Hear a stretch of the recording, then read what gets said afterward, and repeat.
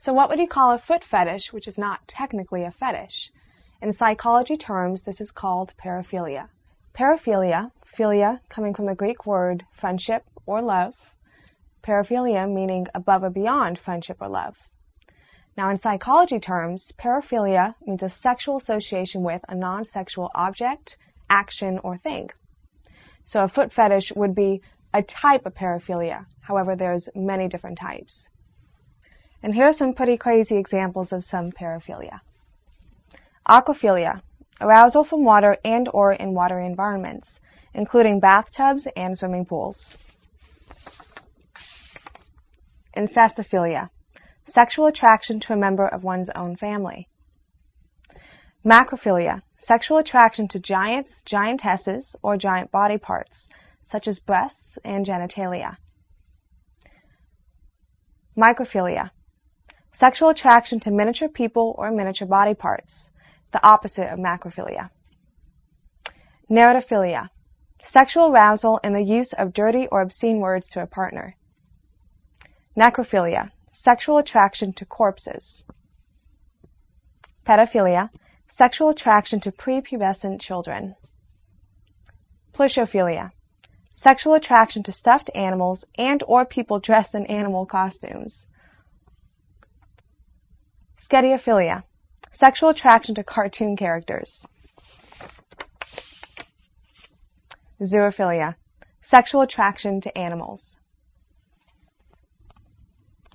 So the thing about all these different types of paraphilia is they are psychologically the same thing. It's a sexual association with something not considered sexual.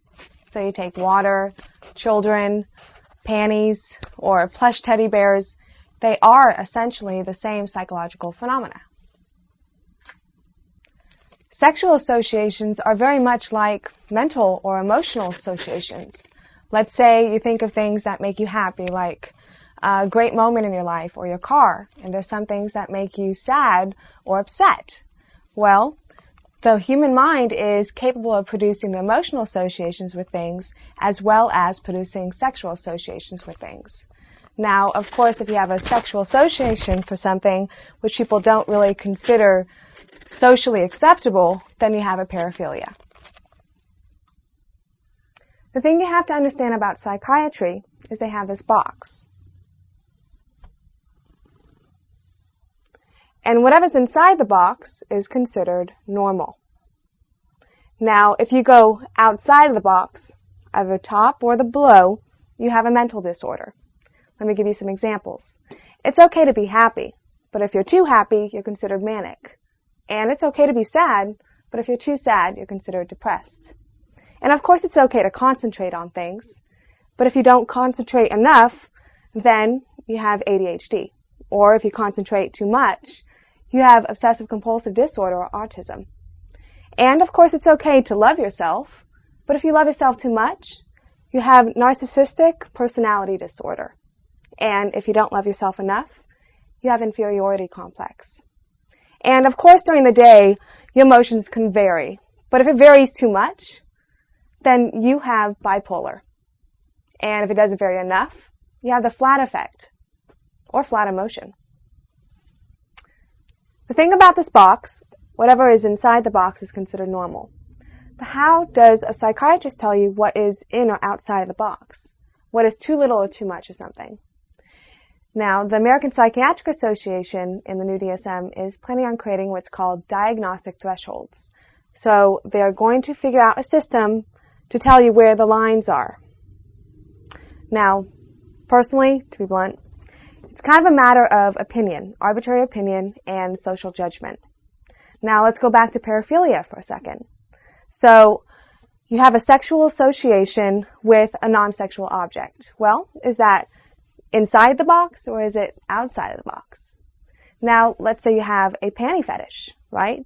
You like panties. Well, that's probably socially acceptable, so you're in the normal box. Now, let's say you like dating 15-year-olds. Well, that is definitely socially unacceptable, so you're going to be labeled with a mental disorder and go to jail. Now, the way that psychiatrists figure out the lines of that box is they look at three things. 1, does it cause you distress? 2, is there an impairment of life functioning? And 3, is it legal? Now, for a couple of examples, let's say you sleep with an underage girl. Well, you're automatically going to be labeled as a pedophile, a mental disorder. Or let's say they catch you with exhibitionism. Well, not only are you going to be criminally prosecuted, but they are going to automatically label you with the mental disorder exhibitionism. So those 3 things that psychiatrists base it upon, right? Distress, impairment of social function, or is it legal, don't have to be a disease. It can just be a moral problem. You know, it's a judgment. Is it right or is it wrong? Let me give you an example. Let's say you are turned on by teddy bears. Now, do you feel that it's right or wrong that you're turned on by teddy bears? Now, that can cause some distress, can it? Or let's take the case of you doing something illegal. Well, of course, it's going to cause a little bit of impairment of social function if you're thrown in jail for a couple of years. Or let's say you really get off on spanking your wife, and she's not having any of it at all. Well, that's going to cause a little bit of social function impairment as well. So you can have those 3 things, and it's not a disease.